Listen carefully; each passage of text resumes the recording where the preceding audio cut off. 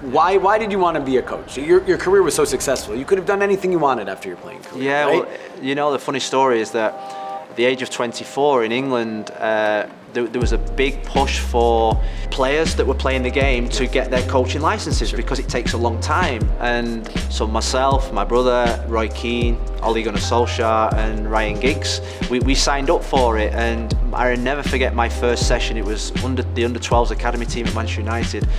And I've never been so petrified in all my life. And you talk about taking yourself out of your comfort zone. That was it that night, but it was a light bulb moment where I thought, this is what I want to do. And from that moment, I became obsessed, and I documented sessions. I watched and travelled and watched lots of coaches work, and it was probably something I wanted to do even more than I wanted to do playing. Phil Neville, welcome to Portland. Thank Congratulations, you. fourth head coach in Portland Timbers Major League Soccer history. You had options. Why Portland? You know, it was probably one of the most easiest decisions I've ever had to make, and throughout my career, throughout my life, I've always followed my gut, and my gut was saying that this is my type of town, it's my type of football club. It brought back memories of when I was a player at Everton. You know, the closeness of the stadium, the intensity of the stadium, the fan base. Portland is soccer, you know, and you think about the Timbers and the Thorns. They live for their soccer, and there's not many cities in the MLS that have this type of feeling, and I just thought this is the place that I wanna be next. Love the city, but love the intensity and passion of this incredible bunch of supporters.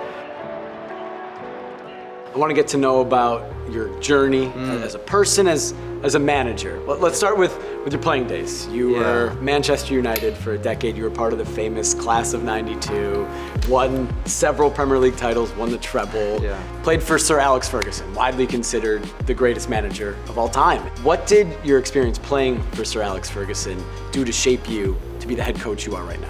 Well, he shaped everything. You know, I get asked a lot of times about the qualities of Sir Alex Ferguson as a coach and as a player and as a person, and he was a genius, and he was a genius at doing the simple things better than everybody else. And I think when you look at the best coaches in world football at this moment in time, they are probably doing the simple things better than everybody else. They focus on the simple things. They focus on the basic things, fundamental things that make you successful in every walk of life. He knew me, he looked after me, he cared for me beyond football, and he put me on the journey to be a coach. Your coaching journey has been a lot of diverse experiences. Yeah. Assistant at Manchester United, assistant at Valencia in Spain, Yeah. head coach of the English women, took the Lionesses to the World Cup semifinal.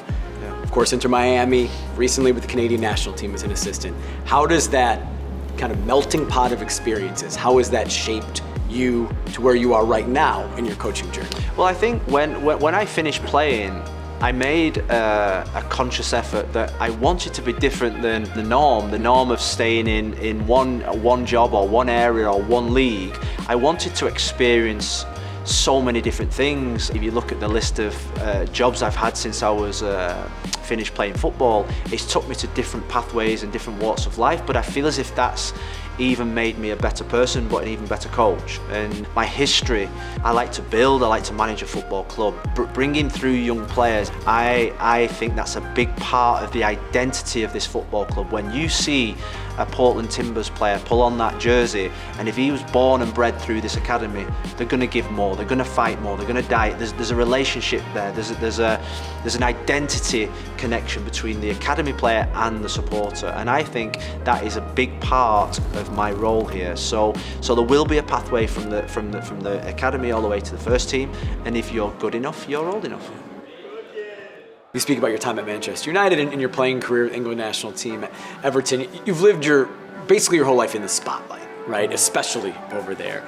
And what you said earlier about Portland being a real soccer city in the United States, which is still rare, you'll be in the spotlight here, right? Yeah. What's your message, your initial message to the Timbers supporters, the Timbers Army, about you, who you are, and what you're going to do and what you're going to bring as the manager of the Portland Timbers? Well, you know, I think it's something probably I miss. I miss being in a restaurant, being in a bar, and seeing the jersey of that town. You know, you probably don't get that as much in Miami because it's such a diverse and it's so big. I think I can't wait to go into a local restaurant and for supporters to meet me, supporters to talk football with me, for me to see Timbers, Thorns, merchandise or shirts around the place. They're going to get a coach that's fully committed. They're going to get a coach that is all in. I don't do things by halves. I'm going to go for it. And I think about what is the X factor of this football club, but we've also got the most incredible set of supporters. And Providence Park, I think we've got probably the most passionate supporters in the whole of the MLS, without a shadow of a doubt. And I cannot wait to get started. I cannot wait to see the stands full behind the goal, the